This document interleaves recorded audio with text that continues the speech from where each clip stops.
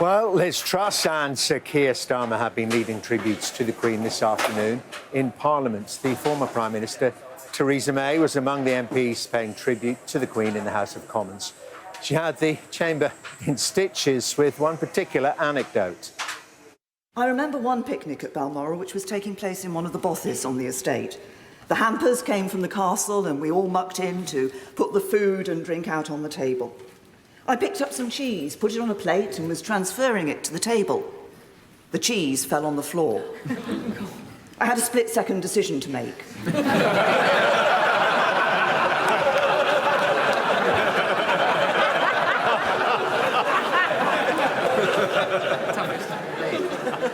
I picked up the cheese, put it on the plate and put it on the table. And I turned round to see that my every move had been watched very carefully by Her Majesty the Queen.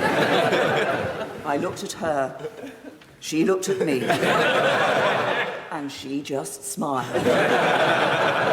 And the cheese remained on the table. Well, I'm glad to say we can now speak live to the former Prime Minister Theresa May, and it was such a lovely anecdote you told there, and a very good afternoon to you, Theresa May. And just sticking with that, what that illustrated about Her Majesty was just, I suppose, how wry, dry, knowing and a little bit mischievous she was.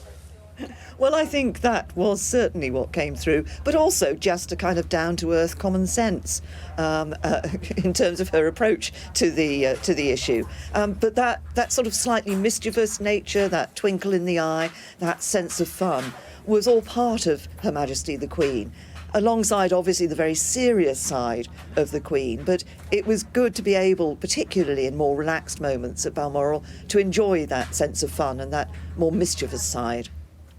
I think it's good for us, the public, to know that the head of state and the Prime Minister, are regular human beings who can relax.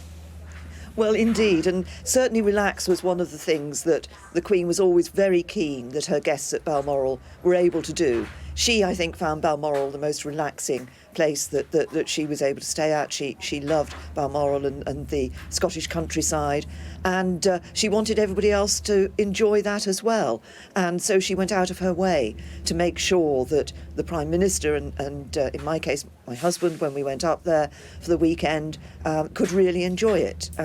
She chose some of the books that were put in the room that we were staying in, always trying to make sure that her guests felt at ease, were comfortable and were able to enjoy their time there. Tell me about that experience in the chamber of the House of Commons today. It was quite remarkable for us to watch from outside, but being inside that chamber with the whole chamber, MPs from all sides of the House just united in their appreciation of what has now passed. Well, indeed, and it's a remarkable time. It's one of those times when I think the House of Commons comes into its own. Absolutely packed. Everybody obviously somberly dressed and initially very, very sombre, recognising that we were grieving and mourning the loss of a very remarkable woman, our monarch, the late Queen Elizabeth II. You could have heard a pin drop during... Sorry, you could have heard a pin drop during the opening speeches.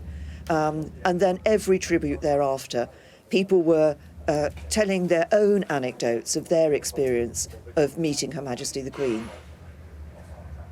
Well, one thing that really shone out, that I really picked up from, as you say, the wonderful tributes and anecdotes, was that as public servants yourself, you can tell when someone is way, way better at it than you. That selfless devotion to duty. Absolutely. I mean, it was one of the marks of Her Majesty. If you remember, she said when she was 21 that she would devote her life to the service of her people and and that is exactly what she did. My goodness me, a well-lived life, but a life full of service. She would never shy away from her duty. She would never shy away. We saw that from the fact that only a few days ago, on Tuesday, she had an audience of the new Prime Minister, Liz Truss. Now, that was part of her role. It was part of her duty. And she wanted to carry on doing her work, doing her service to the country, right to what turned out to be very close to the end. And what we've been finding out is, of course, that service to the country, well, we saw it externally and maybe superficially in the public appearances, so many thousands, I guess hundreds of thousands of those over the 70 years. But it was things that people like you saw, and I know you can't share any of the conversations that passed between you during those audiences with Her Majesty when you were Prime Minister. But we know that you, when you were in those meetings, could see that you were talking to somebody who wasn't just ticking the box as head of state. There was some real wise counsel to be given. Indeed, and I think that was one of the reasons why Her Majesty was so remarkable, because we've talked about the devotion to duty, but she was hardworking. She had a red box every day. She would read the papers in the red box. So she knew what the issues of the day were. She knew the challenges that the government was having to grapple with.